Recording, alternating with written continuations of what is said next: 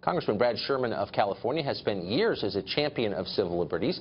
He voted against the Patriot Act, against warrantless wiretapping, against bulk data collection. So far, he has not yet commented on Rice's behavior. He joins us tonight. Congressman, thanks for coming on. I do want to differ with you on one thing. When you use the term monitored, you make it sound like Trump's people were the target.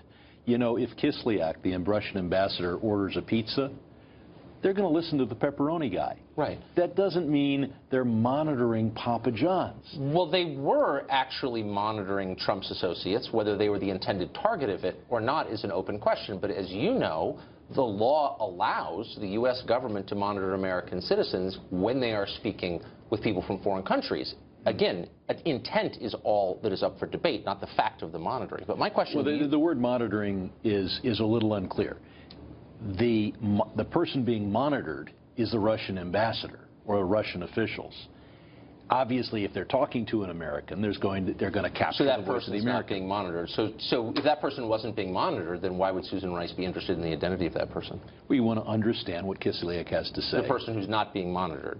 You want to know who that person is? Yes, because first of all, the unmasking is not just, the unmasking may not have anything to do with the voice of the American. If Kislyak is talking to Moscow about Flynn, and you want to know what is he talking about? Right. Which official do they think they can manipulate? Right. Which official do they think is really smart? I understand. You want to know what they think. Right, because you're monitoring that person. No, you're not monitoring that person, but his identity is key to underndstanding what you're monitoring. Exactly. But do you see the Orwellian path we're now trotting? You're saying these people are not actually being surveilled, but they're literally being surveilled. If Kislyak is talking to the Kremlin about an American, the American may be asleep at the time. That's monitoring what Kislyak has to say. But in this case, the American wasn't asleep. The American was speaking. We know in at least one case. We do, actually. We know in the case of General Mike Flynn, who was speaking, that he was monitored. And he's an American citizen. He was talking to the Russian ambassador. Look, you know, you can describe the motive or try and justify it, but it doesn't change the fact that he was monitored by his government without a warrant and without his knowledge. And so look, when I talk to the Russian ambassador, I expect I'm being monitored. And if the Russian ambassador is having conversations that the CIA and FBI aren't monitoring, then why in the hell are we giving them billions of dollars? My question, well, that's a separate question, the oversight of the intelligence community. But the Fourth Amendment seems to say that Americans should be immune from monitoring or surveillance or spying or whatever the term we're using without a warrant. And you went to Harvard Law School. Why is the Fourth Amendment suspended when I'm speaking to someone from a foreign country? I don't understand that. Well, it's relatively impossible to listen to half the conversation. Right. If you're going, it is entirely appropriate to monitor what the Russian ambassador is doing. And if I'm on the phone with them or you're on the phone with them, they're going to hear both sides of that conversation. So that doesn't raise any Fourth Amendment concerns for you at all? It clearly doesn't. Okay. So you said that when you speak to people in foreign countries, you have the expectation that you're being spied upon, monitored, surveilled, whatever, by the U.S. government, that your voice is being picked up. Hillary Clinton and her foundation staff, we know from press reports, spoke to a lot of foreign leaders who, not all of whom are allies of the United States, to put it mildly. So the expectation in that case would be those conversations were picked up by the U.S. government. What happened to them? Do you know? Do you know where they haven't been leaked by the Trump administration. Right. One would expect that there are hundreds of thousands of pages worth of information collected every day, and that Hillary's name has been in them since the 90s, because the Russians have been talking to each other about Bill and Hillary Clinton since the 90s. Okay, so this is exactly why I wanted to talk to you specifically, because I think you have been a pretty assertive voice for privacy on behalf of American citizens against their government, and yet you seem to have suspended your normal suspicion in this case because it pertains to the Trump administration and Russia. No, I think that we've been picking up what the Russians communicate back to the Kremlin all the time. And that invariably involves American names. And one would expect that the Kremlin is talking about President Clinton, then President Bush, then President Obama all the time. But see, what bothers me is we don't know, and as far as I know, you don't know the purpose, specifically the purpose for this surveillance. And as you know, it is not uncommon for intelligence agencies to reverse it. I want to spy on you. I can't legally, so I find out who you're speaking to abroad, and I spy on them, and thereby pick up your half of the conversation. That happens, as you well know. Would you sponsor legislation requiring intelligence agencies to explain the purpose of this surveillance before engaging in it? When they're going to get a FISA warrant, they need to explain it. But if you are monitoring foreign officials, that's their job, especially if we're talking about hostile foreign officials, such as China and Russia.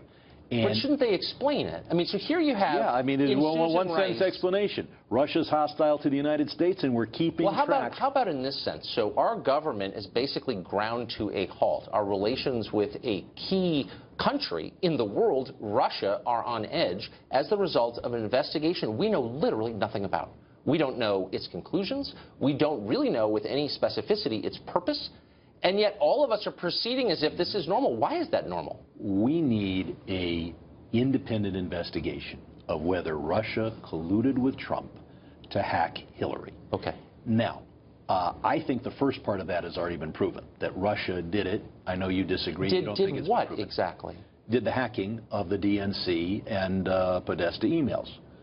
Now, is there evidence of that anywhere? I mean, have you seen, as a member of Congress and someone who's well-versed on intelligence matters, have you seen any evidence? And I know that you're skeptical of the intelligence agency. They've spied on Congress before and not been punished. Have you seen any evidence that that's true? I may not be quite as skeptical as you. When I see Comey and Clapper and Coates all agree, all of them first appointed by Republican presidents, that conclusion is something that I'm willing to accept, because they're not going to give me, let alone anyone outside of Congress, the sources, methods, and details. Did you read the January 6th Intelligence Community Report on Russian spying? I'm sure that you did. Okay, so it said two things that kind of got lost in the noise. The first was, that I'm quoting now, "We did not make an assessment of the impact that Russian activities had on the outcome of the 2016 election." That's They're not. I'm more qualified. You're more qualified to make that assessment. We follow politics. But here's the second one. Judgments are not intended to imply that we have proof that shows something to be a fact. Judges are not intended to imply that we have proof that shows something to be a fact. Now, we're operating, you are operating, all of Washington is operating on the assumption that we know for certain that the Russian government hacked those two email accounts, the DNC's and Podesta's. And to this moment, not only is there no evidence, but the intel community itself says we don't necessarily have proof. That was January. They've made What has changed? I have not seen. Gathering more information. But why?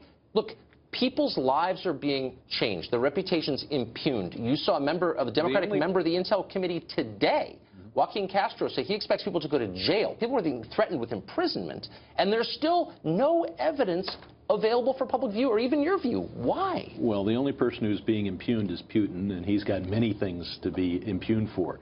No American has been identified as engaging in any illegal behavior. Are you kidding? Do you watch television? Every single day, people who work for Trump, and by the way, I don't know if Paul Manafort, I don't know anything about Paul Manafort. I'm merely saying these guys are being held up as Russian agents who changed the outcome of the election, and isn't it incumbent upon elected officials and the agencies to provide some proof that they did something wrong? We need an investigation. There's no proof that any American did anything wrong. I thought there was an investigation ongoing. The FBI is conducting an investigation. I have, and I know you have, some concerns about Comey. I would like to see a special prosecutor or special counsel do that investigation from a Justice Department office, and we ought to also have an independent commission.